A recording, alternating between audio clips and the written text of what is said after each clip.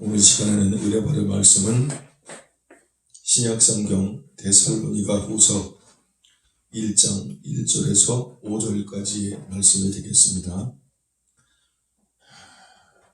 제가 가진 성경으로는 333쪽에 기록된 말씀이 되겠습니다. 데살로니가 후서 1장 1절에서부터 5절까지의 말씀으로 오늘은 은혜를 받겠습니다.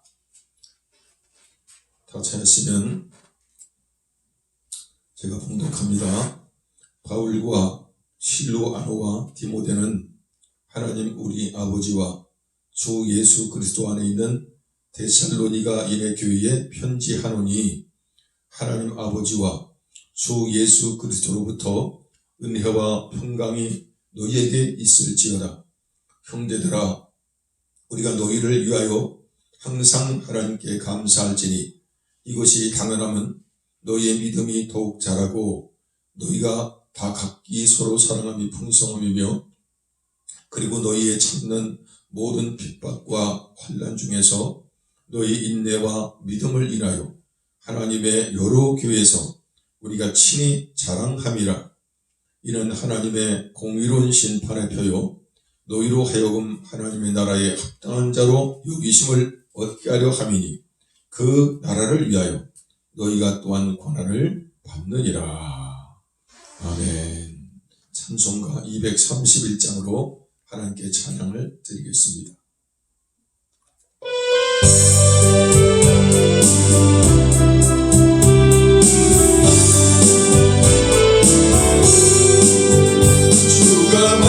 모든 역사 힘을 다해 바치고 밝고 밝은 그 아침을 당할 때 요단강을 건너가서 주의 손을 붙잡고 기쁨으로 주의 얼굴을 태우니 나의 주를 나의 주 내가 그의 곁에 섭섭해 오며 나의 주를 나의 주 손에 붙잡음을 보았네. 구름 타고 올라가서 주님 앞에 절하고 오죽하신 그 얼굴을 태울 때 이슬 붓을 대비하신 그 자랑 고마와 나의 주께 찬송 드리니 나의 주를 나의 주 내가 그의 곁에 섭섭해 오며 나의 주를 나의 주 손에 붙잡음을 보았네. 이 세상을 일찍 떠난 사랑하는 성도들 내가 울 줄 고대하고 있겠네.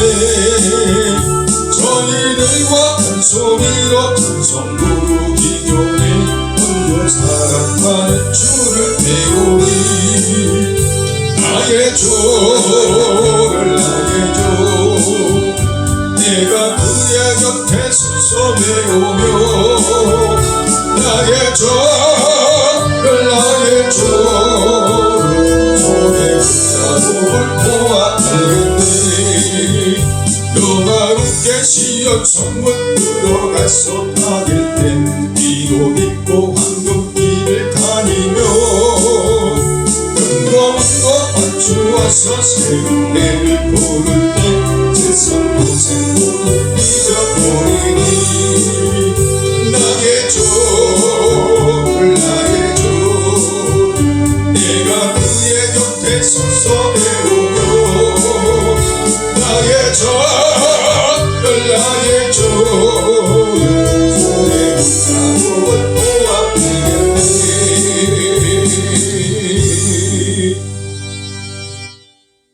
아멘.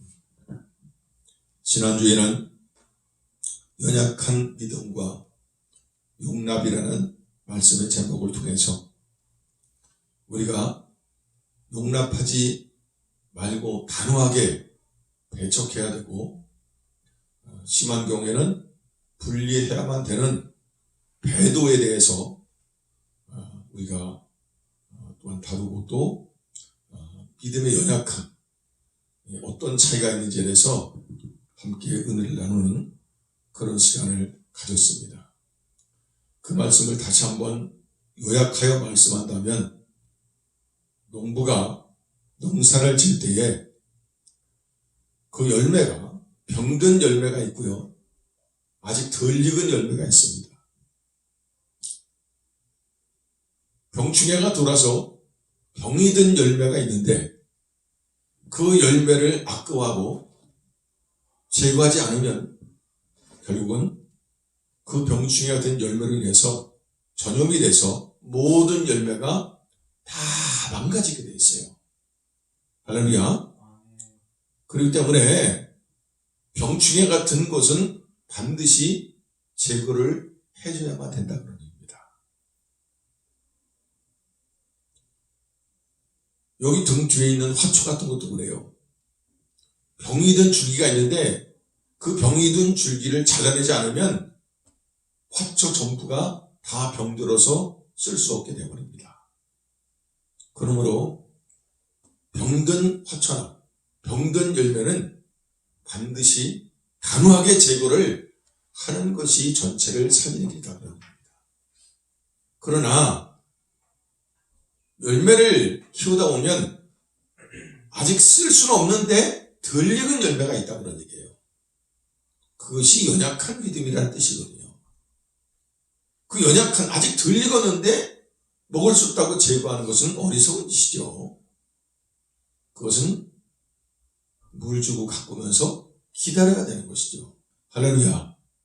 이와 같이 우리 하나님의 교회 내에서도 병든 이단에 속하거나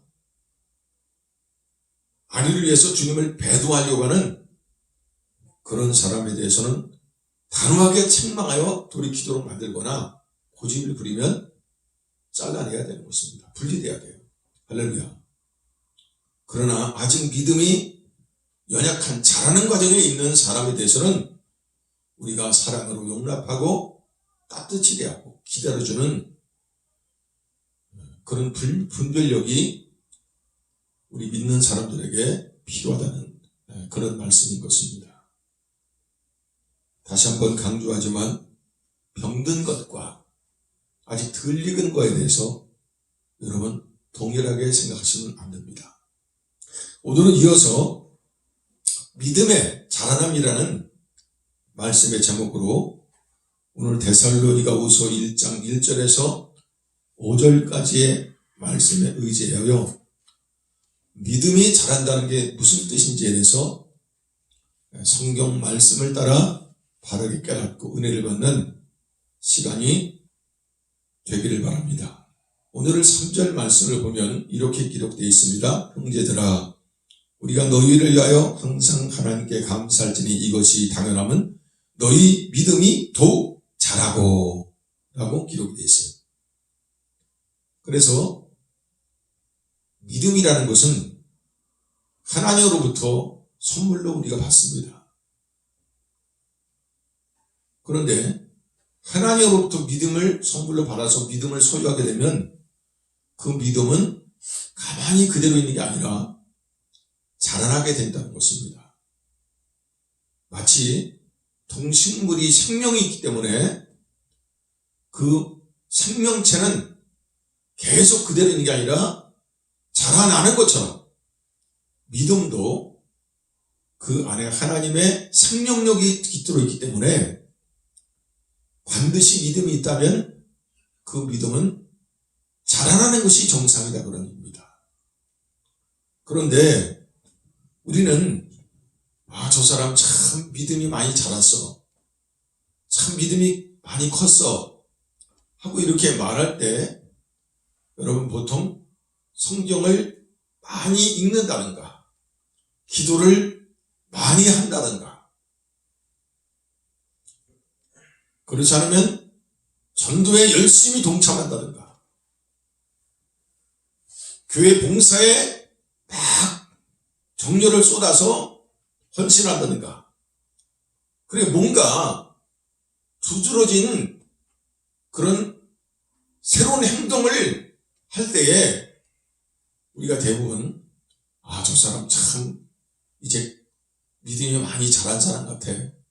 성경에 관심도 없더니 성경을 저렇게 많이 보고, 전혀 기도하는 사람이 저렇게 기도를 많이 하게 되고, 저 사람 전도하려고 애쓰는 거 봐. 저 사람은 우리 교회 1등 가는 지금 봉사를 하는데, 저 사람 과거에 안 그런 사람이 저렇게 열심히 봉사하네. 정말 믿음이 크게 자란 것 같아. 하고, 우리는 어떤 사람이 행동이 많이 바뀌게 되면 그 사람이 믿음이 크게 자라났다, 이렇게 생각을 한다는 거예요. 물론 믿음이 자라면 행동도 바뀌는 건 사실입니다만은, 그러나 우리는 믿음이 자라야 되는데, 그 믿음이 자란다는 게 어떤 의미인지를 그냥 막연하게 사람들의 말을 따라 생각할 게 아니라, 오늘 기록된 성경 말씀을 통해서 믿음이 자라는 게 어떻게 자라는 것인지에 대해서 우리가 확인함으로 말미암아 지금 내 자신의 믿음이 지금 자라고 있는가, 내 주변의 가족의 믿음이 지금 정상적으로 자라간 가운데 있는가 하는 이것을 잘 체크하는 그런 시간이 되기를 주님의 이름으로 축원합니다. 자, 그러면 우리가 막연하게 어떤 그 사람의 새로운 행동만을 보고서 믿음이 자랐다, 믿음이 많이 커진 것 같다, 그렇게 단정하기보다는 과연 성경이 말씀하는 믿음이 자랐다는 것은 어떻게 말씀하고 있는가를 살펴보면, 첫째, 목회자나 앞서 인도하는 인도자가 하나님께 대한 감사를 드리고 하나님의 은혜를 자랑하게 되는데, 원인을 제공하는 성도가 믿음이 지금 자라고 있는 성도라는 것입니다. 조금 어렵죠? 다시 설명드립니다. 목회자나 앞서 인도하는 인도자가 하나님께 감사하거나 또는 하나님의 은혜를 자랑하는 데 있어서 그 원인자가 되는 성도, 그 사람이 지금 믿음이 자라고 있는 성도라는 거예요. 할렐루야. 아무리 성경을 많이 읽고 기도를 많이 하고 전도도 많이 해서 사람을 끌어들이고, 그리고 열심히 헌신하여 봉사를 한다 할지라도 그 교회를 인도하는 인도자나 목회자가 그 사람으로 말미암아 하나님께 진심으로 감사가 나오고, 그 하나님의 은혜에 대해서 하나님이 우리 교회에 이런 은혜를 베푸셨다고 그렇게 자랑을 갖다가 할 수밖에 없는 그런 원인 제공을 하는 사람이 되지 않는다면, 그 사람이 아무리 열심히 성경을 읽고 기도하고 전도하고 봉사를 했다 할지라도 그 사람은 지금 믿음이 자라고 있는 사람으로 볼 수가 없다는 것입니다. 그러므로 여기 서 있는 유정환 목사를 비롯해서 여러분 모두에게 중요한 건 뭐냐면, 우리 자신을 인도하는 목회자나 또는 목회자에게는 노회장이나 총회장이 되겠죠. 그런 인도자가 나 때문에 하나님께 지금 감사를 드리고 있는가, 그리고 나 때문에 하나님이 이런 은혜를 베푸셨어 하면서 그 하나님의 은혜를 그 인도자가 지금 나 때문에 하나님의 은혜를 자랑하는 그런 지금 일이 일어나고 있다는 것입니다. 만약에 그렇다면 그 사람이 지금 믿음이 자라고 있는 사람이라는 거예요. 여러분, 이거는 유정한 목사의 말이 아니잖아요. 오늘 성경 말씀이 그렇게 증거하고 있는 겁니다. 자, 1절에서 2절은 데살로니가에 사도 바울이 보내는 일사예요. 그리고 3절 말씀에부터 본격적인 말씀이 나타나는데 여기에 믿음이 자라는 것에 대해서 어떻게 말씀하고 있습니다. 형제들아, 우리가 너희를 위하여 항상 하나님께 감사할지니 그랬어요. 그죠? 그리고 4절에 보게 되면 끝에 보면 우리가 친히 자랑함이라 그랬단 말이에요. 그래서 믿음이 어떤 성도나 어떤 사역자나 또는 심지어 목사랄지라도 믿음이 자라고 있는 명백한 표는 뭐냐면 그 성도나 그 목사를 앞에서 인도하는 인도자가 바로 그 사람 때문에 하나님께 감사하고 있는가. 그리고 그 사람 때문에 하나님의 은혜를, 하나님이 지금 이런 은혜를 우리 교회에, 우리 노회에, 우리 총회에 이런 은혜를 베푸셨다 하면서 하나님의 은혜를 자랑하게 하는 그런 원제공자가 지금 되고 있는가. 이것이 바로 믿음이 자라고 있는 명백한 표다 그런 얘기입니다. 할렐루야. 자, 그러면 좀 더 구체적으로 어떤 교회를 이끄는 인도자나 또는 목사님들을 이끄는 그런 노회장님이나 총회장님이 어떤 목회자나 또는 성도 때문에 하나님께 감사하게 되고 하나님의 큰 은혜를 받은 것을 막 자랑하게 되는 그런 게 도대체가 구체적으로 무슨 뜻일까? 이거를 지금 오해하는 거는 어떤 목사님들은 이 부분을 이렇게 잘못 해석합니다. 지금 이 사도 바울이 구원받고 바울의 목회 안에 들어온 사람 중에서 일꾼들이 나타나서 그 사도 바울을 열심히 도와주고 잘 보필하는 것 때문에 다시 말하면 신앙생활도 열심히 하려고 그러고 성경도 많이 읽고 전도인의 일에 동참하고 열심히 신앙생활을 하고 사도 바울을 도우려고 하는 그런 일꾼들이 나타난 것 때문에 사도 바울이 하나님께 감사하고 또 은혜를 자랑한 거다. 이런 식으로 이 본문을 보는 그런 목사님들이 많이 있어요. 물론 일꾼들이 없는 상황에서 정말 브리실라와 아굴레와 같은 일꾼들이 있었고 에바브로디도나 누가와 같은 헌신자가 사도 바울을 도와서 교회를 세우고 복음이 증거된 일에 결정적인 큰 힘을 사도 바울에게 줬던 것은 사실입니다.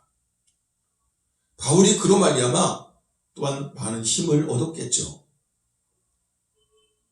그런데 그렇게 열심히 사도 바울을 돕고 신앙생활에 열심히 매진하는 그런 사람들 때문에 과연 사도 바울이 그것 때문에 감사드렸고 그것 때문에 은혜를 자랑했단 말인가? 저는 그렇지 않다고 봅니다. 왜 그러냐? 이 데살로니가 후서가 쓰여지기 전에 먼저 데살로니가 교회에 바울이 보낸 편지가 있는데 그게 후서 앞에 데살로니가 전서 서신서가 그 앞에 있어요. 그죠? 1장부터 5장까지 기록된 데살로니가 전서가 있습니다. 그러니까 후서는 이 전서를 보낸 이후에 보내진 편지예요. 그런데 그 전서에 보게 되면 이 데살로니가 전서에 쓰여진 이 교회가 어떤 영적 상태에 있는 교회인지를 우리가 알 수가 있어요.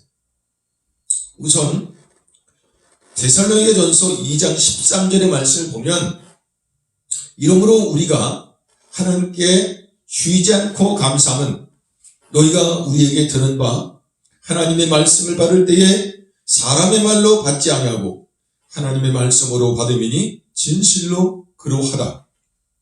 이 말씀이 또한 너희 믿는 자 속에서 역사하느니라. 아주 중요한 말씀이죠. 이 데살로니가 교회의 성도들이 하나님 말씀을 들을 때에 사람의 말로 받지 않았다는 거예요. 사람의 교훈으로, 사람의 권면으로 그 목사에게 집중하지 않았다는 거예요.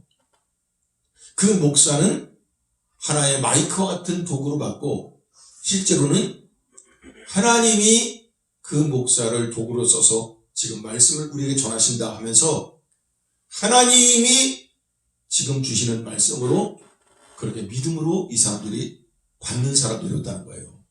참 대단히 중요한 부분이죠. 그런데 이렇게 좋은 장점만 있는 교회가 아니었다는 겁니다. 이 교회는 이런 말씀을 하나님의 음성으로 듣고 하나님의 약속으로 받는 말씀을 믿음으로 받는 좋은 장점을 가진 교회였음에도 불구하고 아직 해결되지 않은 고질적인 병폐와 문제점이 있는 그런 교회였습니다.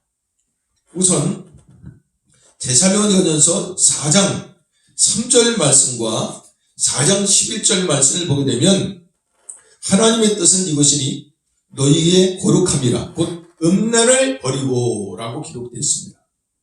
또 4장 11절을 보면 또 너희에게 명한 것 같이 종용하여 자기 일을 하고 너희 손으로 일하기를 힘쓰라 하는 지금 권면이 데살로니가 전서에 기록되어 있습니다.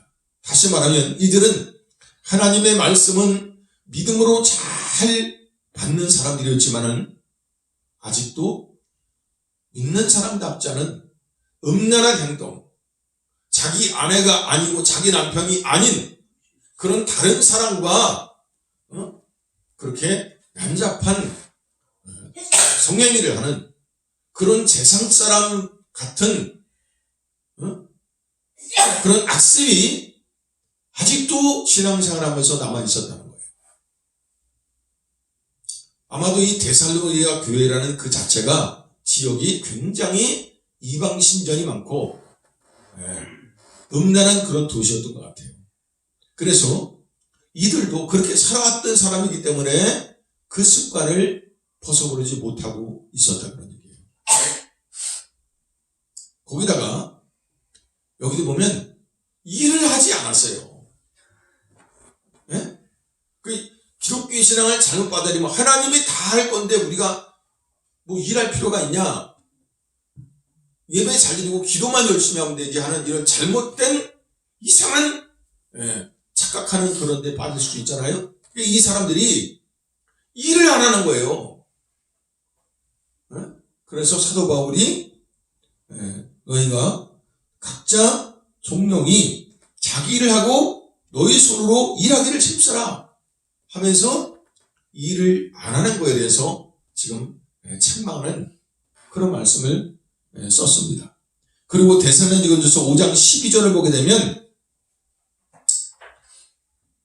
형제들아 우리가 너희에게 구하노니 너희 가운데서 수고하고 주 안에서 너희를 다스리며 권하는 자를 너희가 알고 그 다음에 너희끼리 화목하라 그렇게 말씀 기록되어 있어요. 그러니까 이들은 자기들을 인도하는 지금 목회자의 수고와 그 땀 흘리는 거에 대해서 감사하는 마음이 없었다는 거예요.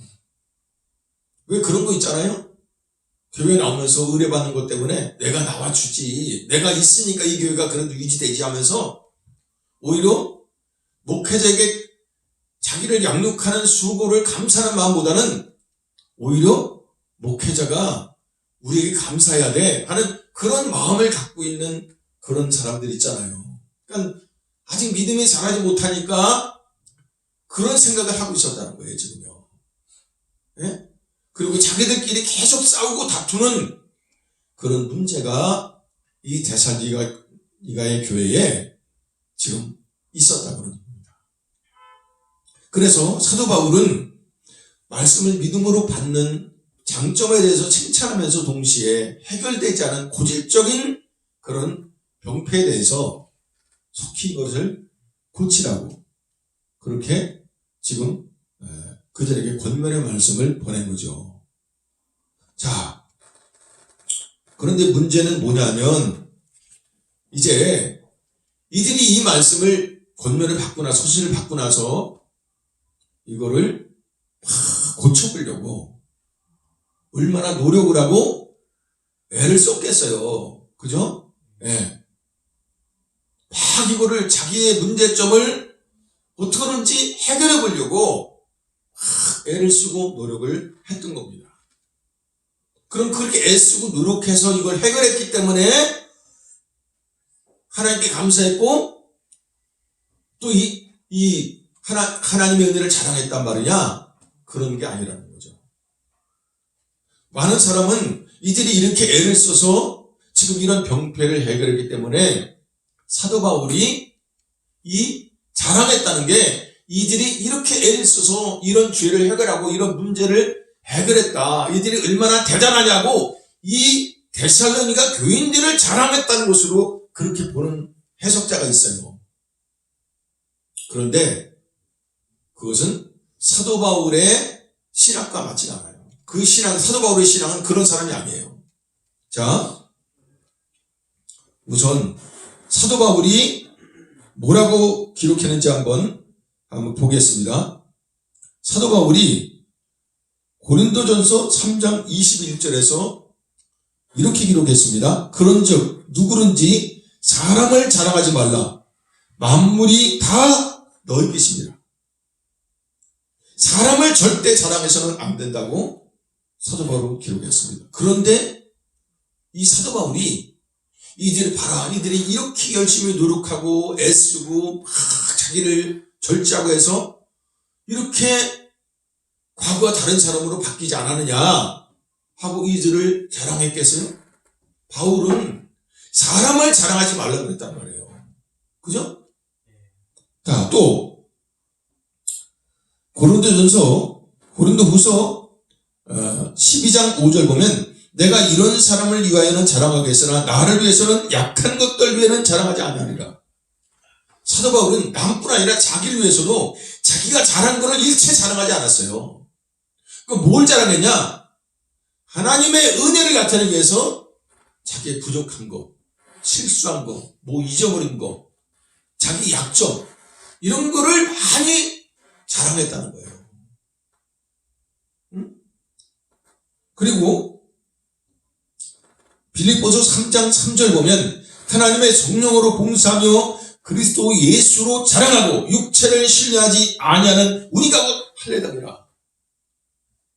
구원받은 확실하게 하나님의 생명으로 새롭게 된 사람의 특징이 뭐냐? 절대로 사람을 자랑하지 않고 오직 예수를 자랑하는 그 사람이 진정한 구원받은 사람이라고 지금 바울이 얘기하는 거예요.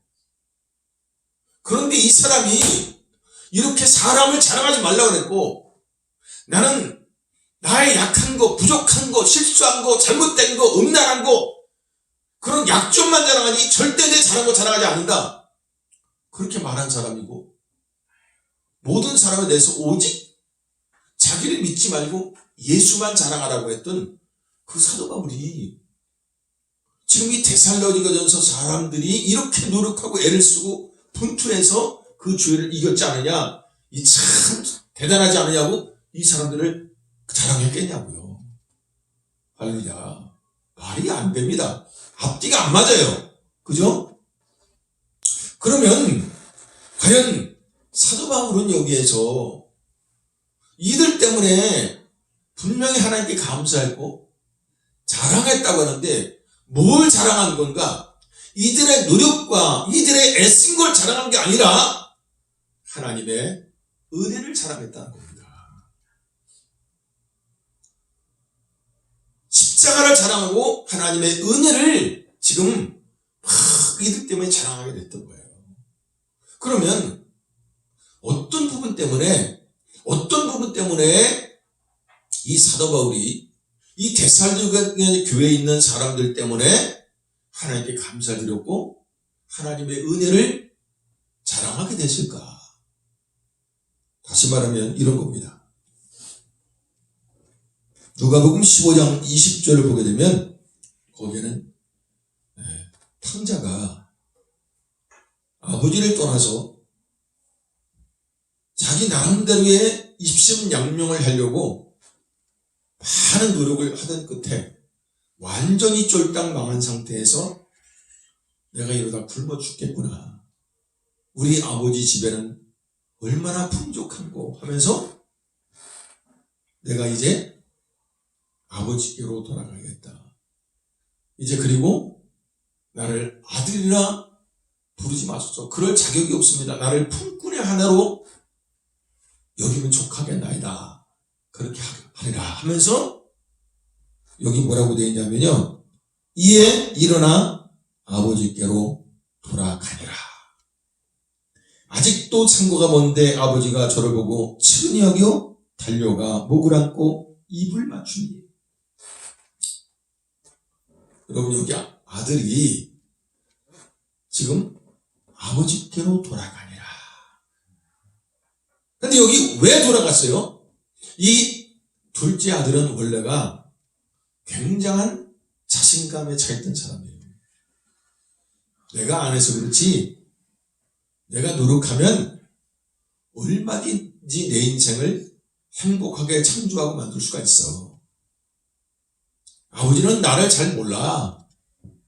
아버지 밑에서 그늘에 가려서 내가 빛이 안 날 뿐이야. 나는 얼마든지 대성할 수가 있어. 하는 그런 자신을 믿는 믿음이 꽉 차있는 그런 사람이었다. 그런 얘기예요. 그러니까 아버지 입장에서는 이렇게 자기를 모르고 세상 말로 자기 확신에 가득 차서 뭐든지 나는 다 잘할 수 있다고 생각하는 그런 아들을 보면서 얼마나 걱정을 했겠어요. 그런데 아버지가 그에게 몫을 나눠주면서 그럼 나가서 네 하고 싶은 대로 해보라고 이 아들을 내보냅니다. 아버지는 이 아들이 가면 패가망신할 거를 이미 알고 있었어요. 근데 왜 내보내냐면 그렇게 나가서 자기가 노력하고 애를 써서 정말 패가망신을 하고 죽기 일보 직전까지 가는 그런 고통을 당해야 착각에서 벗어나지. 아무리 말을 해도 이해를 못하니까 아버지는 내보낸 겁니다. 이 아들은 아니나 다를까 청문회 품을 끊고 자기 몫을 가지고 나갔어요. 열심히 일하고 노력하고 뭔가 될 것 같았는데 시간이 지나가면서 아버지께로 받은 거 다 탕진하고 완전 거지가 돼서 먹을 게 없는데 돼지들이 먹는 돼지한테 주는 그것조차도 먹고 싶지만 제대로 먹을 수 없어서 굶어 죽을 수밖에 없는 정말 비참한 그런 상태에 빠지게 된 겁니다. 그리고 비로소 이 아들은 깨달음을 얻었어요. 내가 큰 착각을 했구나. 내가 아버지께로 돌아가겠다. 이제 아버지를 의지해야 되겠다. 이제는 아버지를 내가 바라봐야겠다 하는 쪽으로. 과거는 어땠어요?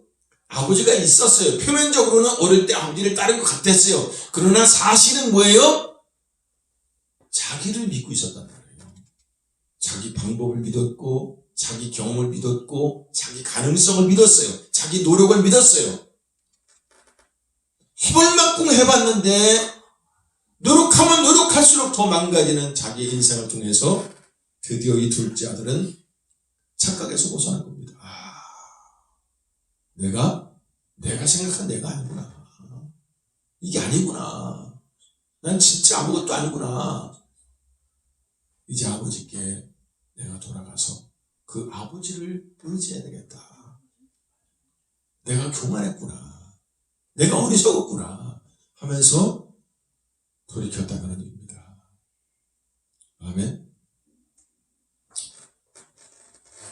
많은 사람은 이 지금 누가복음에 나오는 이 탕자의 비유에 대해서 내가 세상에 있다가 예수님께 왔지 않냐, 돌이킨 거 아니냐, 그런 식으로 생각을 해요.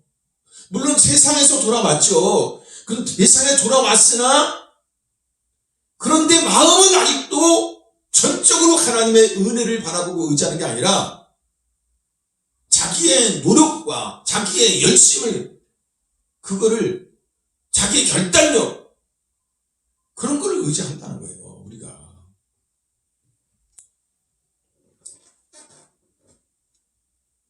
고린도후서 1장 8절에서 9절 보면 사도 바울의 사역에 일대 큰 전환기가 씌어져 있어요.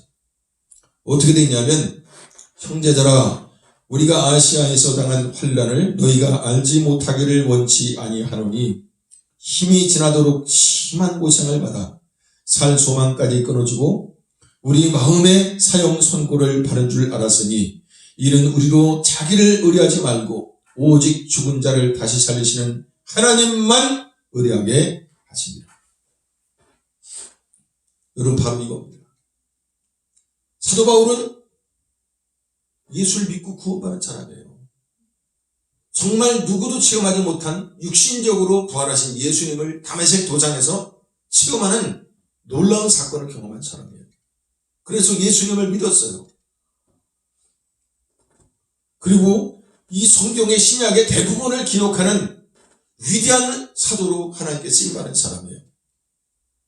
그런데 그런 사람에도 불구하고 이 사도 바울도 예수 믿고 구원받은 사람이었지만, 그렇게 구원을 받고도 전적으로 하나님의 은혜를 의지했던 게 아니라 자기의 열심과 자기의 노력과 자기의 분발과 자기의 애쓰는 걸 통해서 하나님의 명하신 일을 이룰 수 있다는 그 생각을 갖고 있었다는 겁니다.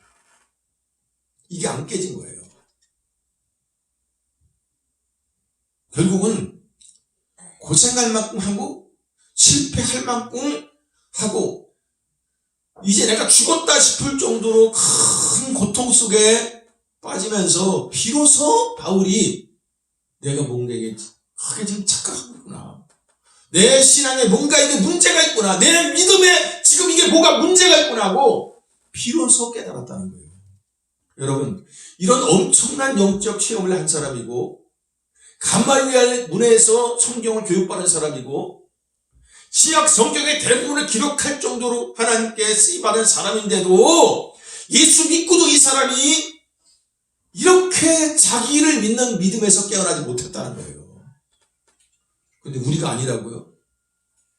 여러분, 우리 모두가 다 똑같아요. 이 과정을 거친다는 거예요. 그러니까 여기 데살로니가 전서 사람들은 음란이라든가 자기들이 다투는 거라든가 기타 여러 가지 문제점을 갖고 있었어요. 그런데 이거를 열심히 노력해서 막 결단하고 그래서 단호하게 끊어버리고 이래서 이걸 벗어버렸다는 뜻이 아니라고요. 지금 이걸 하려고 했는데 노력하면 뭐 하겠어요? 잠깐 되는 것 같은데 조금 있으면 더 다른 죄가 나타나는 거예요. 말을 잘못하는 거 우리가 경험하잖아요. 이거 내가 말줄 고쳐야지. 아무리 이렇게 조금 쓰면 또 그게 또 나타나잖아요. 거짓말하는 거 안 해야지 했는데 또 나타나잖아요. 게으른 거 또 나타나잖아요. 결심하고 하지 말아야지. 학생들 공부해야지. 그게 또 안 되잖아요.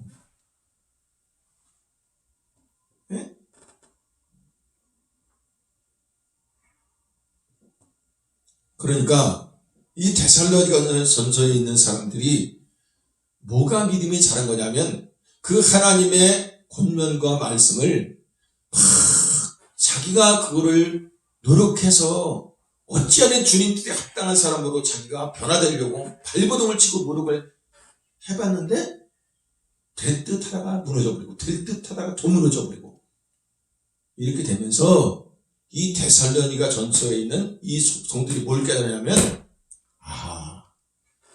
이게 우리 노력으로 결단으로 애쓰는 거로 되는 게 아니구나. 이게 잘못됐구나. 내가 이제 전적으로 하나님의 은혜를 바라봐야겠다. 응? 그 믿음의 변화가 일어났다는 뜻이에요, 지금. 네? 이게 얼마나 힘든 일인지 몰라. 응? 여러분, 열심히 기도하고 성경 많이 보려고 애를 쓰고 막 이런 거는 응? 할 수 있어요. 인간의 노로도 할 수 있다고. 그런데요, 그렇게 인간적인 노력과 분투와 애쓰는 거로 이게 되는 게 아니라는 거. 이것이 지금 믿음으로 하지 않는다는 거, 지금.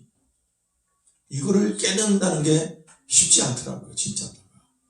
오죽하면 사도 바울 같은 사람도 사역의 중반기에 들어가서 이걸 깨달았겠어요, 여러분.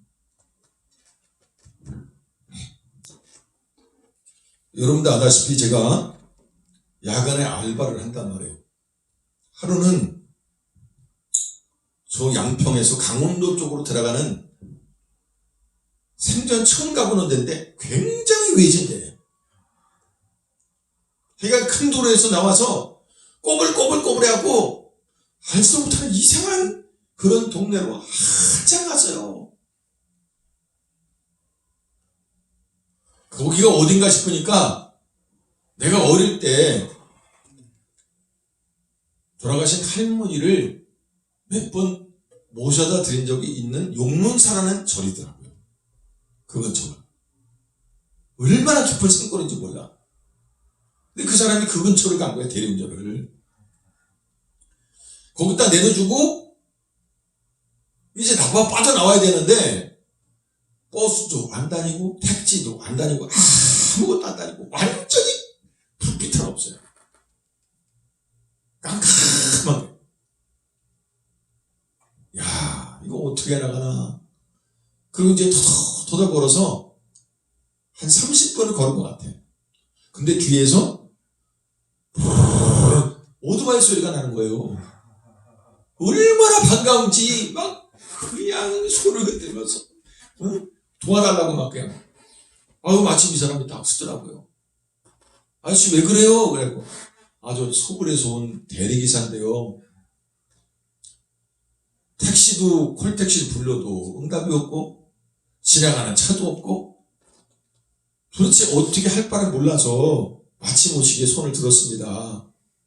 저 좀 큰 길까지만 태워주시면 안 될까요? 그러니까 타세요 그러더라고. 그래서 이제 그 오토바이 뒤에 내가 탔어요.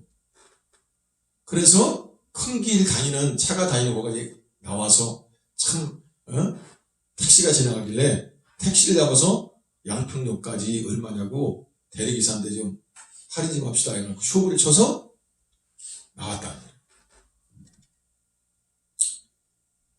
그런데 여러분, 예를 들어서 거기서 그 오토바이를 타고 오는데 그 사람은 앞에서 오토바이를 운전하고 나는 뒤에 탔어요. 근데 다리를 딱 뻗으면 다리가 땅에 닿잖아요. 내가 만약에 거기서 막 오토바이를 움직이게 하려고 막 다리로다가 그걸 막 움직이게 하려고 난리를 치는 거야. 그 오토바이 운전하는 아저씨 좀 가만히 좀 있어요. 이거 사고 나요. 아니요, 저는 제가 할 일을 해야죠. 그러면서 그냥 어쩌는지 그냥 그 오토바이를 앞으로 나가게 하려고 막 그냥 밟다가 그렇게 한다고? 한번 여러분 해보세요. 생각해보세요. 그 사람이 그 상황에서 오토바이를 가면 잘못하면 둘 다 크게 다치겠죠. 제대로 운전을 할 수가 없잖아요. 그러니까 내가 발버둥을 멈출 때까지 그 사람은 그냥 가만히 있을 수밖에 없어요. 그 상황에서 갔다간 잘못하면 큰 사고가 나니까. 그냥 가만히 있을 수밖에 없다고. 그 사람은 할 수가 없어, 아무것도. 아니면 아저씨 때문에 나까지 죽겠어 잘못하면 지금 뭐 하는 거냐고 그럴 거 아니겠어요? 그런데 여러분, 우리가 하나님의 말씀을 그딴 식으로 우리가 이루려고 한다는 거예요. 그딴 식으로. 자녀를 키울 때도 자녀가 삐뚤어지고 말을 안 들을 때 계속 다그치고 야단치고 쪼이고 압박하고 더 많이 야단치고 압박하면 그렇게 해서 바꾸려고 한다든가, 아니면 내 어떤 죄성, 습관, 그런 부분에 대해서도 그런 식으로 바꾸려고 막 그렇게 한다는 거예요. 제가 아는 어떤 목사님의 교회에 어떤 사람이 이 마약에 중독이 됐어요. 근데 이거를 못 끊는 거예요. 왜 못 끊냐면 막 목사님도 다그치고 본인도 막 그거를 막 결단하고 애를 써서 막 끌어보려고 애를 쓰는 거예요. 근데 그게 딱 지금 오토바이 뒤에 타서 그 오토바이를 내가 움직이려고 발버둥 치나 똑같은 거라니까 지금 그게. 예? 사업도 마찬가지고요. 어떤 암 같은 질병을 치료하는 것도 같은 원리예요. 여러분, 내 발버둥과 내 방법을 버려야 되거든요. 하나님의 말씀의 권능과 하나님의 은혜의 나를 완전히 맡겨야 돼요. 오토바이가 내가 그 사람이 지시하는 대로 그냥, 아저씨 제 허리나 꼭 잡고 그냥 가만히 계세요. 그래서 그 사람 허리를 꽉 잡고 발버둥 치지 않고 가만히 있으면 부르릉 하고 출발해서 금방 내가 원하는 목적지까지 데려다 준다, 그런 얘기입니다. 그런데요, 여러분, 이게 그렇게 어렵다는 거예요. 쉽지 않다는 거예요. 이걸 깨닫는 게. 데살로니가 전서를 쓰면서 사도 바울이 굉장히 중요한 말씀을 후반부에 기록했는데요. 5장 24절에 사도 바울이 많은 권면을 한 후에 이런 말씀을 기록했습니다. 너희를 부르시는 이는 미쁘시니 그가 또한 이루시리라. 이거를 고치고 이걸 바꾸고 이거 이렇게 하라고 하면서 더 노력하라는 게 아니라 너희를 부르시는 이는 미쁘시니 그가 또한 그것도 이루시리라. 사도 바울이 그랬다고요. 그가 너희를 부르시는 이 미쁘시니, 너희를 영혼을 구원한 것 같이 너희의 죄성이나 이런 문제도 그분이 또한 이루시리라. 그렇게 말씀했단 말이에요. 다시 말하면 그분의 은혜 팔에 너희를 맡겨야 된다, 그 뜻이에요.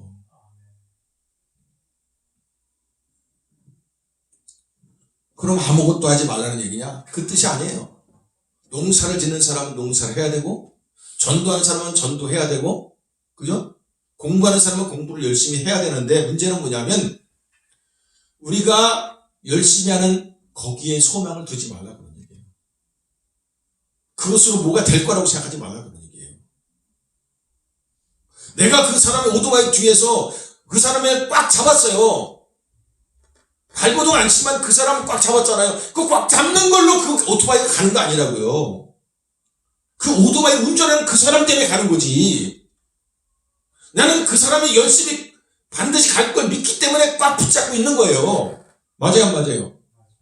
마찬가지로 우리는 주 안에서 우리가 할 일을 해야 되지만 우리가 열심히 노력하고 애쓰는 거기에 소망을 두고 그것으로 된다고 절대로 생각해서는 안 된다, 그런 얘기야. 이 생각이 깨져버려야 돼요. 여기에 데살로니가 후서에 기록된 이 바울이 이 사람들 때문에 감사했고 또 이 사람들에 대한 은혜로 인해서 그 하나님의 은혜를 막 자랑한다는 얘기는 다시 말해보냐면 이 사람들이 이 바울의 권면을 따라 이걸 막 처음엔 자기의 노력하고 애쓰고 막 발버둥을 쳐서 그거를 해결하고 이루어보려고 그랬겠죠. 근데 그런 거로서 되는 것 같다가 안 되고 되는 것 같다가 안 되고 계속 시간만 계속 가고 그 상황에서 이 데살로니가 전서에 있는 사람들이 이 믿음의 원리가 우리가 뭐가 지금 잘못 알고 있구나 하고 깨닫고 하나님 말씀을 자기들이 이루려고 발버둥치고 노력하는 데서 하나님의 은혜의 팔을 의지하는 단계로 전환됐다, 그런 얘기예요. 할렐루야. 이것은요, 내가 해봐도요, 아무리 가르쳐도 안 되더라고요.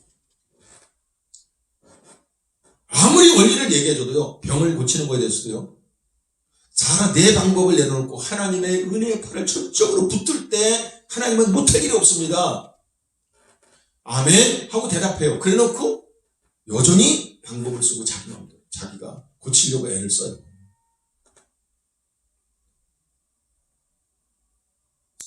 마지막 숨이 끊어질 때까지도 이게 안 되는 사람이 대부분이야. 진짜 안 되더라고요.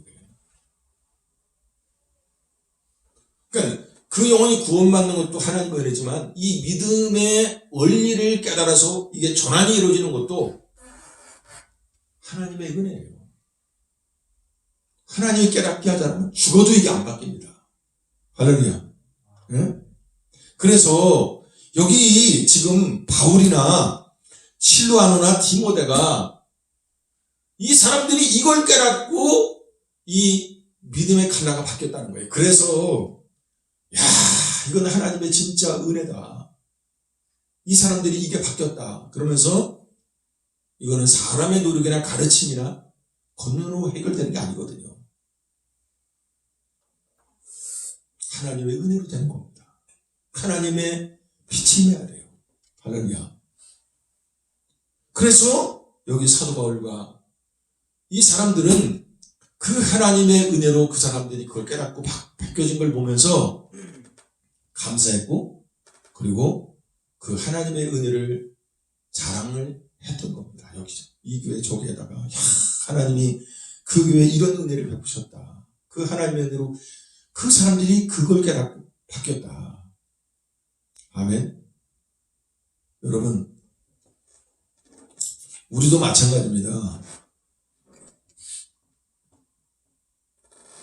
우리를 인도하는 인도자가 볼 때 어떤 하나님의 명령이든 아니면 우리 삶의 문제든 간에 이것을 대부분 내가 해결하려고 애를 씁니다.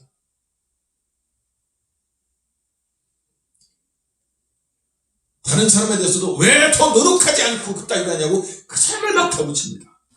그건 뭐예요? 지금 그 영혼 구원받았지만 믿음이 아직 자라지 못하고 있는 거예요. 그게. 할렐루야. 예? 여러분, 이게 바뀌면 자기 자신이 어떤 사람의 노력을 다붙이고 간과되면서 하나님의 은혜 쪽으로 바꾸면 환경 때문에 그 사람이 지금 현재 문제가 있다고 해서 낭망하고 자포자기 안 합니다. 아무리 상황이 안 좋아도 하나님의 은혜를 바라보면 거기에는 하나님이 주는 평강이 있어요. 여기 그랬잖아요. 2절에 하나님 아버지와 주 예수 그리스도로부터 은혜와 평강이 너에게 있을지어다. 이게 뭔 얘기냐면요, 여러분. 내가 노력하고 다그치고 애를 쓰고 하는 데서 하나님의 은혜의 팔을 의지하는 쪽으로 가게 되면 이 믿음이 바뀌면 하나님으로부터는 평강이 온다는 거예요. 평강이 온다는 거예요. 환경의 지배를 안 받는 거야, 그때부터는. 그게 어떤 사업체든 자녀든 간에 그게가 더 나빠지고 문제가 와도 그 마음에 평강이 있는 거예요. 왜? 하나님의 은혜 팔에 지금 딱 내가 맡겨놨기 때문에. 막 악하게 하고 계산하고 막 그런 사람이 있어도 낭망하거나 분노하지 않는 거예요. 좌절하지 않는 거예요. 왜냐? 나는 할 수 없어. 내가 설득할 수 없어. 해봐도 안 되고 있어. 근데 내가 이루려고 발버둥 치는 거에서 하나님의 은혜의 팔에 그 사람을 딱 맡긴 거예요. 내가 노력하는 가운데서 하나님의 은혜의 팔로 딱 넘어간 거예요. 그게 되느냐 안 되느냐가 뭐냐면 그 사람이 어떤 행동이나 문제에도 포기가 안 되고 내 마음에 하나님으로부터 임하는 평강이 쫙 온다는 거예요. 평강이 있어요. 평강과 기쁨이 있어요. 할렐루야. 아멘. 이것이 뭐예요? 믿음이 자란 거예요. 내가 하나님의 뜻을 이루려고 발동해서 하나님의 은혜로 하나님의 뜻을 이룰 수 있다 하는 이쪽으로 믿음의 대전환이 이루어진 거라는 얘기예요. 할렐루야. 사도 바울과 실로아노, 디모데는 먼저 이것을 경험한 사람들이죠. 그러면서 이런 믿음의 전환이 이루어지는 데살로니가 전서의 사람들을 보면서 이것은 사람의 노력이나 인간의 지혜로, 인간의 권능으로 할 수 없는 것이기 때문에 하나님께 감사를 드렸고 그 하나님의 은혜를 여러 교회에서 자랑했던 겁니다. 하나님이 이런 은혜를 베푸셨다. 하나님의 이런 다루심을 통해서 저 사람들이 이런 변화가 일어났다 하면서 하나님의 은혜를 자랑했다는 것입니다. 여러분, 이런 변화가 우리에게 일어나서 우리를 인도하는 인도자가 하나님께 감사드리고 하나님의 은혜를 자랑하게 되면 그게 우리가 믿음이 지금 자라고 있다는 증거라는 겁니다. 할렐루야. 두 번째는요, 오랜 기간의 혼란과 핍박을 믿음으로 받고 풍성한 사랑이 나타나는 성도가 믿음이 또한 지금 자라고 있는 증거라는 것입니다. 이게 뭔 얘기냐면 마태복음 25장 말씀을 보면 거기에 달란트 비유가 나옵니다. 그 달란트 비유를 보게 되면 거기에 그 주인이 종주를 불러서 그 개인의 재능을 따라서 한 사람에게는 5달란트를, 한 사람에게는 2달란트를, 또 한 사람에게는 1달란트를 줬어요. 그랬더니 5달란트와 2달란트 받은 사람들은 열심히 자기가 맡은 일에 최선을 다해서 그 달란트를 남겼습니다. 더 불렸어요. 근데 1달란트 받은 사람은 그 5달란트 받은 사람, 2달란트 받은 사람에 비해서 자기가 받은 게 어때요? 우습게 보이죠. 가치 없게 보이고 하찮게 보이는 거예요. 그러니까 그냥 내버려 뒀어요. 그래서 그냥 열심히 노력한 게 아니라 그냥 파묻어뒀다 그랬단 말이에요. 이것 때문에 결국은 나중에 큰 책망을 받고 문제가 되죠. 여러분, 그런데 우리의 믿음이 바로 이 1달란트 갖고 있는 이 믿음이 자라기 전에 예수를 믿었다 하지만 처음 믿음은 바로 이 1달란트의 믿음을 갖고 있다는 거예요. 하나님이 맡긴 일에 대해서 하나님은 모든 사람을 똑같이 맡기질 않아요. 어떤 사람은 더 큰 걸, 어떤 사람은 중간 사이즈, 어떤 사람은 작아 보이는 그런 일을 각 사람에 따라 하나님이 하나님의 경륜과 지혜를 따라 결정해서 하나님이 맡긴다는 겁니다. 그런데 처음에 예수를 믿으면 아직도 가치 기준이 세상적인 기준을 갖고 있다는 거예요. 그래서 가치 있는 거를 큰 걸 가치 있게 여기고 작은 거를 하찮게 여기는 이 가치 기준이 예수를 믿었음에도 불구하고 아직도 그 생각을 그대로 갖고 있다는 겁니다. 그래서 목회도 1000명, 2000명, 큰 목회는 뭔가 가치 있는 목회를 하는 것 같고 10명, 5명, 1명 아니면 가족만 데리고 하는 목회는 별 볼 일 없는 목회, 가치 없는 목회, 하찮게 여기는 그런 생각을 한다는 거죠. 그리고 이건 목회뿐이 아니래요. 사업을 하는 것도 마찬가지고 직장도 마찬가지고 사람들이 볼 때에 인정해주고 우러러보고 대단하다 그러고 그러면 가치가 있고 사람들이 볼 때 하찮게 보고 우습게 보고 에게게 할 것 같으면 이건 가치가 없고 그게 세상 사람 기잖아요. 그래서 큰 대자가 들어가면 무슨 기업 그것은 뭐예요? 대기업을 이뤘다 그러면 와 대단하다. 조그만 어떤 장사들은 에게 그러잖아요 우리가. 네? 이게 마귀에게 세뇌된 이 세상 살아가는 모든 사람이 갖고 있는 공통된 생각이에요. 근데 구원받기 전에 이 가치관과 사상이 예수 믿고도 그대로 우리 안에 있다는 거예요.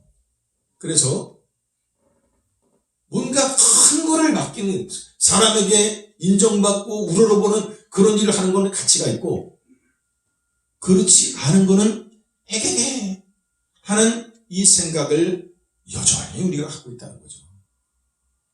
그래서 하나님이 작은 거를 맡긴 거를 하찮게 여기고 함부로 대하고, 여기 한 달란트 받은 사람처럼 그냥 버리지는 않지만 그냥 마지못해 억지로 그냥 갖고 있는 그런 식으로 직분을 감당하고, 그런 식으로 하나님 맡긴 일을 그런 식으로 한다는 거예요, 지금.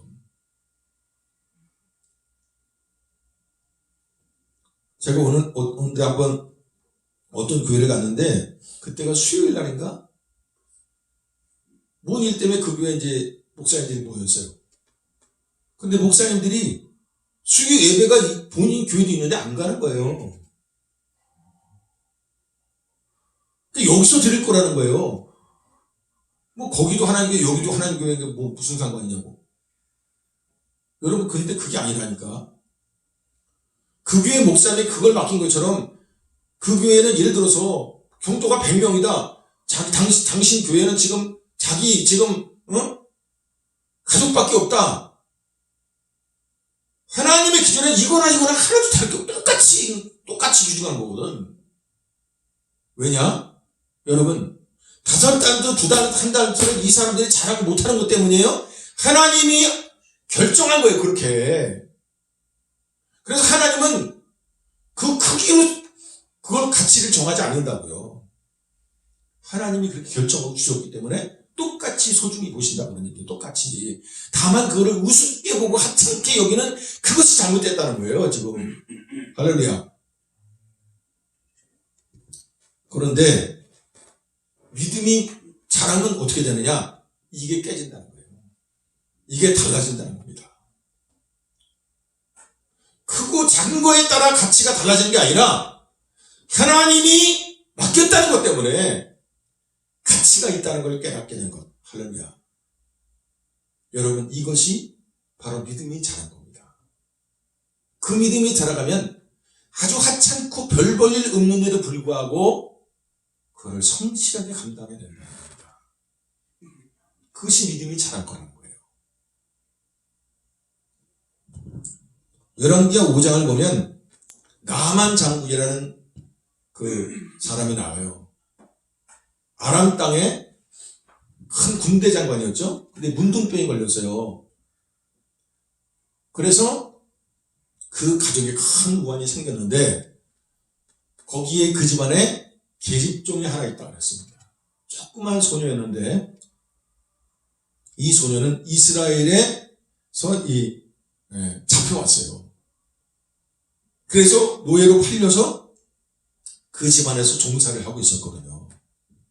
근데 이 작은 계집아이가 거기서 그 나만 장군에게, 여기서 고생할 게 아니라 우리 이스라엘에 엘리사라는 사람이 있는데 그 선지에게 가면 하나님의 은혜로 고침을 받을 수가 있습니다 하면서, 그 나만 장군이 이스라엘에 가서 고침을 받도록 아주 결정적인 역할을 감당해요. 여러분, 근데 한번 생각해 보세요. 이 계집아이는 그 집 딸이 아니에요. 이스라엘의 어떤 집안의 딸이었어요. 근데 전쟁이 일어났든지 이 아람 군대가 가서 포로로 그 딸을 잡아왔는데, 아마 그냥 잡아왔겠어요? 아마 그 아버지 엄마는 죽였겠죠? 아니면 잡아와서 딴 데 노예로 팔았거나. 그리고 이 계집아이는 여기 와서 짐승같이 그렇게 노예 생활을 지금 하고 있단 말이에요. 하찮게 여김을 받으면서. 그랬는데 이 계집아이는 만약에 믿음이 작은 믿음이었다면 하나님도 무심하지. 내가 왜 여기 와서 이 짓을 하고 이렇게 살아야 되냐고. 차라리 날 죽이세요. 얼마든지 그런 생각할 수 있잖아요. 그런데 이 계집아이는 그런 생각을 하지 않았다는 거예요. 거기에서 얼마든지 그 나만 장군이나 그 아내 되는 사람을 증오심을 갖고 저주의 마음을 갖고 대할 수도 있어요. 근데 이 여자는, 이 게지바이는 그러질 않았다. 어떻게 이럴 수가 있었을까? 이 게지바이는 이스라엘에서부터 하나님을 믿는 믿음을 갖고 있었는데 바로 이 달란트 비유의 비밀을 깨닫고 있는 아이였다는 거죠. 하나님이 부여한 가치는 크고 작은 것, 웅장하고 초라한 것이 있는 게 아니라 하나님이 지금 나를 그것에 가게 하고 맡겼다. 여기에 가치가 있다는 걸 깨달은 아이였다는 거예요. 그렇기 때문에 이렇게 노예로 잡혀와서 비참한 생활을 하고 있지만 그것이 하나님의 큰 섭리와 은혜 가운데 부여했고 거기에 자기의 뭔가 하나님이 명하신 역할이 있다고 이 아이는 알고 있었다는 거예요. 개인의 영달보다는 하나님의 나라라는 큰 범위에서 분명히 하나님 나를 여기서 보냈을 때는 어떤 이유가 있어서 나를 여기에 보냈다 하는 거기에서 가치를 찾고 있었다는 거예요. 그렇기 때문에 이 계집종은 그 나만 장군의 그 상태를 사랑으로 보듬고 그를 살릴 수 있는 사랑을 베풀 수가 있었던 것입니다. 할렐루야. 여기에 대해서 그 믿음이 그냥 작은 의미에서 그냥 있으면 그런 사랑이 나올 수가 없어요. 응? 거기서 하루 해도 이틀에도 아니고 오랫동안 그 계집아이는 노예로 그렇게 학대를 당하며 살았을 거예요. 그런데도 불구하고 이런 건전한 믿음을 유지했다는 얘기는 다시 말해서 뭐냐면 이 하나님이 사용하는 달란트 비유에 나오는 하나님이 부여한 가치에 대한 기준이 정확하게 이 여자에게 있었다는 것입니다. 그렇기 때문에 거기서 병들지 않았고 낙심하지 않았고 좌절하지 않았고 건강하고 깨끗하고 용맹 있는 그런 믿음을 이 게지바이는 유지할 수가 있었다는 거죠. 할렐루야. 또 하나 말씀드리면 누가복음 16장에 보면 나사로라고 하는 한 거지가 나옵니다. 여러분 근데 이 나사로라는 이름은 하나님이 도우시는 자라는 그런 뜻이에요. 헬라어로 나사로 하나님이 도우시는 자다 그런 얘기거든요. 아마 이 나사로의 아버지 어머니가 굉장히 신앙이 훌륭한 분들이었을 거예요. 그래서 그 아들의 이름을 지을 때 하나님이 도우시는 자라는 그런 이름을 지어줬겠죠. 그리고 그런 이름을 지어줄 정도가 됐으면 아주 어릴 때부터 믿음으로 세상을 살아야 될 것을 아마도 교육했을 겁니다. 그런 가정교육 속에서 믿음으로 태어났고 믿음으로 양육받은 이 나사로는 그 성경 말씀을 보게 되면 부자에게 아브라함이 하는 말이 너는 살았을 때 네 하고 싶은 대로 살았지만 이 나사로는 고난을 받았으므로 여기서 하나님의 복을 누리게 된다고 그렇게 설명했어요. 그 얘기는 뭐냐면 이 나사로가 받는 고난이 어떤 거라고 자세히 나와 있지 않지만 믿음 때문에 신앙 때문에 부부에게 이혼당했을 수도 있고요. 자녀에게 버림을 당했을 수도 있고요. 친구에게 미움을 당했을 수도 있는 가능성이 많은 사람이에요. 그래서 자기 믿음을 지키고 신앙을 지키는 일로 인해서 이렇게 비참한 삶을 죽을 때까지 살았어요. 그런데 나사로는 이 가운데서 성경을 보게 되면 한 번도 하나님을 원망하고 하나님을 대항하는 그런 말이 안 나와요. 무슨 말이냐면 이 나사로는 말이죠. 그 비참한 환경에서 거지 같은 그런 꼴하고 누가 부를 때 뭐라고 부를까요? 나사로야 부르실 거 아니에요? 그 나사로가 뭔 의미예요? 하나님이 도우시는 자라는 뜻이거든요. 그 사람들이 그 거지 꼴을 하고 있는 나사로를 부를 때 하나님이 도우시는 자라고? 하나님이 도우시는 자 좋아한다. 아이고 저런 병신네. 웬만하면 그 이름을 안 부르고 싶잖아요. 안 그래요? 여러분 그런 비웃음과 조롱거리 받으면서 계속 그 이름을 부르겠냐고요? 나 이름을 바꿀 거야. 그러지 않겠어요? 그런데 이 나사로는요 끝까지 그 이름을 고수합니다. 예? 왜 그랬을까요? 여기 나사로도 이해할 수 없는 그런 역경과 어려움이 일생을 지나갔지만은 내가 다 이해하지 못하면 여기에 하나님 뭔가 준 사명이 있고 역할이 있을 거라고 생각했을 거예요. 그리고 이 사람은 그렇게 비참하게 인생을 끝냈어요. 그런데 여기에 성경이 기록됐고 이 나사로의 사건을 지구상의 수많은 사람들이 보면서 지금 현재 겪는 고통과 이 모든 것이 내가 구원받은 하나님의 자녀의 표현가 되는구나. 그걸 통해서 위로를 받고 믿음으로 환난을 견디게 하는 그런 놀라운 지금 사명을 이 나사로가 지금 이루고 있다고요. 이 사람이 살았을 때는 자기가 어떤 역할 때문에 어떤 하나님 때문에 이 역할을 하는지를 이해를 못할 수도 있어요. 그런데 자기가 생각한 것 이상으로 자기가 볼 때 사람 볼 때는 진짜 별 볼 일 없는 인생 같지만 그 인생을 통해서 수많은 사람이 구원을 받고 믿음을 지키게 하는데 큰 동력이 되는 사명을 지금 이 사람이 이루어갔다 그런 얘기예요. 할렐루야. 아멘. 여러분 이와 같이 믿음이 자라지 않은 사람은 세상 사람 기준에서 자기의 삶을 판단하고 자기의 삶을 하찮게 여깁니다.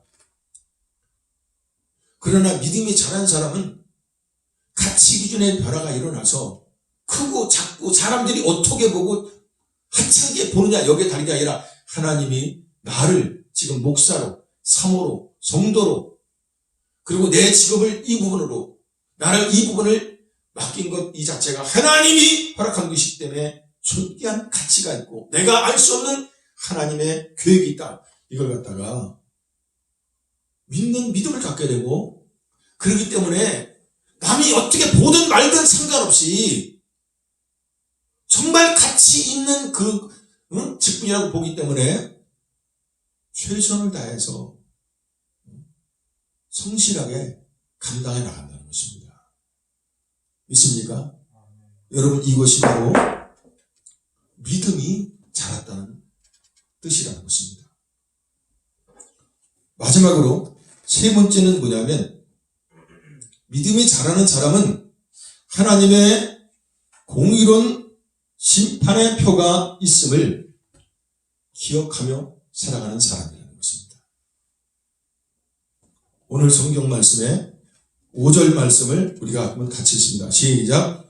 이는 하나님의 공의로운 심판의 표요 너희로 하여금 하나님의 나라에 합당한 자로 여기심을 얻게 하려니니 그 나라를 위하여 너희가 또한 고난을 받느니라. 여러분 여기 보면 이것이 바로 하나님의 공의로운 심판의 표라고 했어요. 이는 바로 이것이 하나님의 공의로운 심판의 표다. 마태복음 3장 10절에 보면 세례 요한이 아주 유명한 그런 글을 남겼는데요. 이미 도끼가 나무 뿌리에 놓였으니 좋은 열매를 맺지 아니하는 나무마다 찍혀 불에 던지우리라. 나무가 정말 괜찮아 나오면 그 열매도 좋은 열매가 나오게 돼 있다는 거예요. 그 열매가 좋은 열매 맺지 아니하면 그건 뭐예요? 나무가 근본적으로 잘못된 나무다 그런 얘기죠. 그래야 안 그래요? 아멘? 예. 사과나무에서 열매가 나오고, 그리고 독을 뿜는 그런 나무에서 독의 열매가 나오게 돼 있어요. 그러니까 뭐냐면 우리는 그래요. 내가 천국 가느냐 못 가느냐, 내 사랑하는 가족이나 부모 형제나 누가 천국 가느냐 못 가느냐에 대해서 많은 사람이 오해를 하는 게 있어요. 꿈을 꿨는데 꿈에 천국에 있는 걸 봤대더라. 또 어떤 사람은 내가 꿈을 꿨는데 어떤 사람이 천국에 못 있고 지옥에 던져진 걸 꿈에 봤다더라. 뭐 이런 걸 통해서 천국 간다 지옥 간다를 갖다가 그렇게 판단을 해요. 그런데 여러분 우리는요 하나님의 심판 때 가기 전에 이미 심판의 표를 알고 있다는 거예요. 심판의 표를 알고 있어요. 그게 뭐냐면 여러분, 우리가 진짜 바른 구원을 받은 사람이면 반드시 좋은 열매가 나온다는 겁니다. 내가 분명히 여기 말씀하고 있는 나를 인도하는 목회자나 나를 인도하는 인도자가 볼 때에 사람의 힘으로 사람의 노력으로 바뀔 수 없는 어떤 부분이 이렇게 바뀌는 그런 열매가 나타나고요. 그 다음에 정말 세상 가치 기준으로 봤을 때 진짜 하찮게 여길 수밖에 없고 아무것도 아닌 것으로 여길 수밖에 없는 그런 부분에도요, 그걸 하나님의 가치 기준으로 보면서 소중하고 존귀하게 오면서 정말 세상 사람 때 저런 병신 저런 걸 가지고 왜 저렇게 매달려 저러고 있을까 할 그런 조롱을 받을지라도 그 일에 그 가치를 알기 때문에 소중히 여기고 최선을 마지막까지 최선을 다하는 그런 삶을 살아간다는 겁니다. 아멘. 예. 여러분, 이는 하나님의 공의로운 심판의 표라고 했어요. 저도 그렇고 여러분도 그렇고 우리 믿음에 자라서 이런 변화가 일어나지 않으면 그 사람 뭐예요? 천국에 못 들어간다는 거예요. 지금 그렇게 되면. 아멘. 천국에 안 가봤어도 그런 꿈을 꾸고 안 꾸고가 중요한 게 아니에요. 그런 꿈을 세상도 꿈을 꿨어도 여기 이 말씀이 이루어지지 않으면, 여기 이 말씀처럼 우리의 삶에 믿음의 변화가 자라나는 게 일어나지 않으면 그건 뭐예요? 근본적으로 지금 나무가 잘못됐다 그런 얘기예요. 나무에 잘못된 나무에 있기 때문에 열매가 엉뚱한 열매가 나오는 거예요 지금요. 아멘. 이것을 통해서 우리가 정말 하나님은 우리에게 정말 그 열매를 보고 공의로운 심판을 하시는 분이라는 걸 깨달아서 두렵고 떨리는 마음으로 우리의 기적적인 믿음의 성장과 자라가는 일에 최선을 다하는 그런 사람이 되어야 할 줄 믿습니다. 기도하겠습니다. 전능하신 우리 주님을 찬양하며 감사합니다. 오늘은 데살로니가 후서 1장 1절에서 5절 말씀을 통해서 믿음의 자라남이 무엇인지에 대해서 우리가 말씀으로 확인하고 깨닫는 복된 시간을 가졌습니다.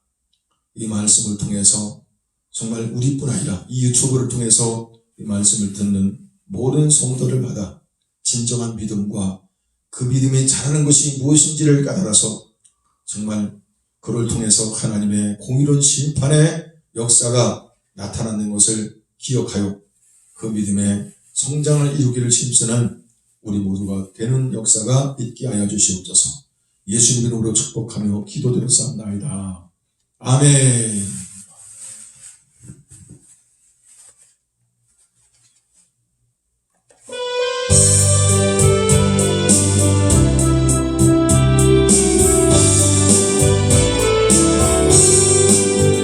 주가 맡긴 모든 역사 힘을 다해 마치고 밝고 밝은 그 아침을 다갈 때 무단강을 건너가서 주의 손을 붙잡고 기쁨으로 주의 얼굴 태우리. 나의 주 나의 주 내가 그의 곁에 서서 배우며 나의 주를 나의 주 손에 나무를 보았네. 구름 타고 올라가서 주님 앞에 전하고 고요하신 그 얼굴을 배울 때 있을 곳을 대비하신 크신 사랑 고마워 나의 주께 기쁜 찬송 부르니.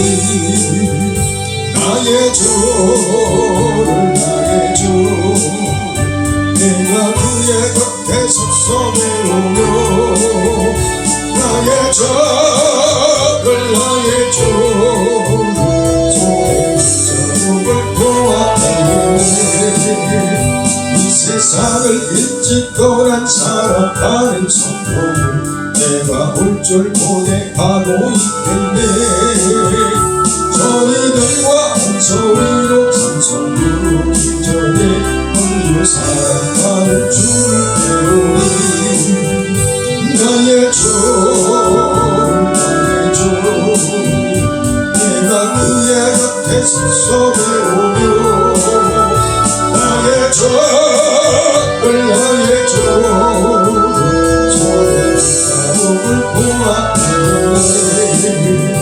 영화롭게 시연 성문 들어가서 다닐 때 이곳 믿고 황금길을 다니며 근거는 거 갖추어서 새로운 부를 때 세상 것을 모두 잊어버리니 나의 주를 나의 주 내가 그의 곁에 서서 배우며 나의 주 나의 주 손에 자국을 보았네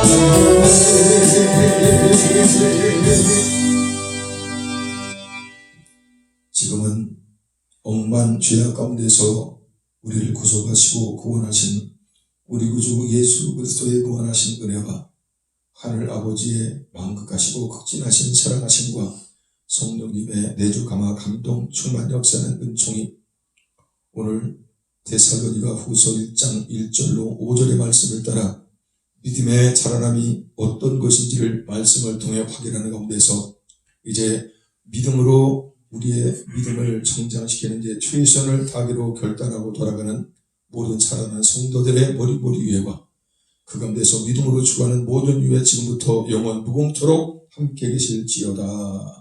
아멘.